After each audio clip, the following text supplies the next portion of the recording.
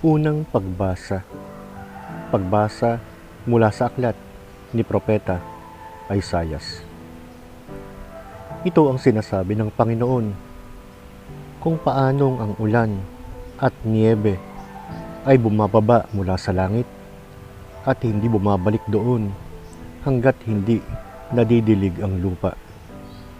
Napatutubo at napapagbigay bunga ang mga halaman. Nagbibigay ng binhi sa maghahasik at tinapay sa kakain. Gayon din ang aking salita na lumalabas sa aking bibig. Hindi ito babalik sa akin nang walang bunga, kundi tutuparin nito ang aking kalooban at isa sa katuparan ang layuning aking ipinadala. Ang salita ng Diyos. Salamat sa Diyos. Salmong tugunan. Ang Panginoon ay nagliligtas sa mga matuwid. Pupurihin ko ang Panginoon sa lahat ng panahon. Ang kanyang papuri ay laging nasa aking labi. Sa Panginoon magmamapuri ang aking kaluluwa. Marinig nawa ito ng mapagpakumbaba at magalak. Hinanap ko ang Panginoon at sinagot niya ako. Iniligtas niya ako sa lahat ng aking pangamba. Tumingin sa Kanya at kayo'y magliliwanag. Hindi mapapahiya ang inyong mukha. Ang Panginoon ay malapit sa mga pusong wasak. Inililigtas niya ang mga may bagbag na damdamin. Maraming pagsubok ang matuwid. Ngunit sa lahat ng ito'y inililigtas siya ng Panginoon. Ebanghelyo. Ang mabuting balita ng Panginoon ayon kay San Mateo. Papuri sa iyo, O Panginoon. Sinabi ni Jesus sa kanyang mga alagad, sa pananalangin, huwag kayong gagamit ng maraming salitang walang kabuluhan, tulad ng mga pagano. Iniisip nila na diringgin sila dahil sa haba ng kanilang panalangin. Huwag ninyo silang tularan, sapagkat alam na ng inyong Ama ang inyong kailangan bago pa ninyo ito hingin. Ganito kayo manalangin. Ama namin na nasa langit, sambahin nawa ang pangalan mo. Mapasa amin ang kaharian mo. Masunod ang kalooban mo dito sa lupa gaya ng sa langit. Bigyan mo kami ngayon ng aming kakanin sa araw-araw. At patawarin mo kami sa aming mga kasalanan, gaya ng pagpapatawad namin sa nagkakasala sa amin.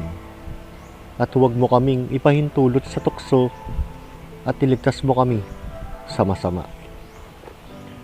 Sapagkat kung patatawarin ninyo ang nagkasala sa inyo, patatawarin din kayo ng inyong Amang nasa langit. Ngunit kung hindi ninyo patatawarin ng iba, hindi rin patatawarin ng inyong Ama ang inyong mga kasalanan. Ang mabuting balita ng Panginoon.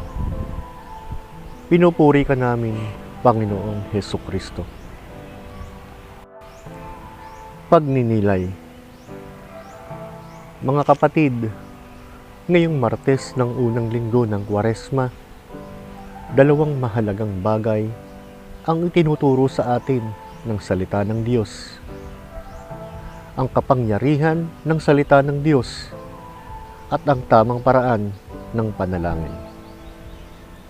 Sa unang pagbasa, sinabi ng Panginoon na ang kanyang salita ay parang ulan.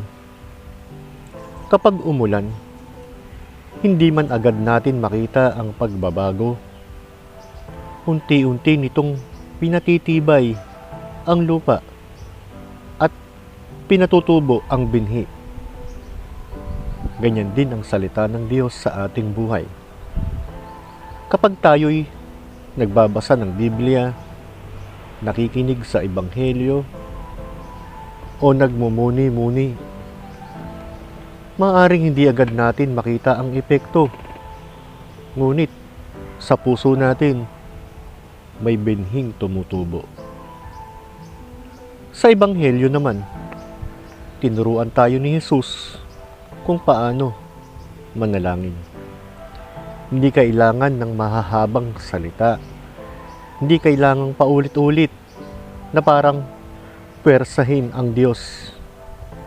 Ang kailangan ay puso. Sa Ama namin, makikita natin ang tamang pagkakasunod ng buhay.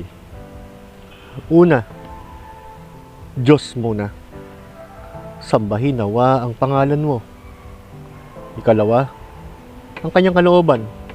Masunod ang kalooban mo. Ikatlo, saka pa lang ang ating pangangailangan. Bigyan mo kami ng aming kakanin. Napakaganda ng pagkakasunod. Madalas kasi baliktad ang ginagawa natin. Panginoon, bigyan mo ako nito. Ayusin mo ito. Ibigay mo ito. Pero ang tunay na panalangin ay pagtitiwala. Parang anak na lumalapit sa Ama. At may isang mabigat na kondisyon si Jesus. Kung gusto mong patawarin ka ng Diyos, magpatawad ka rin.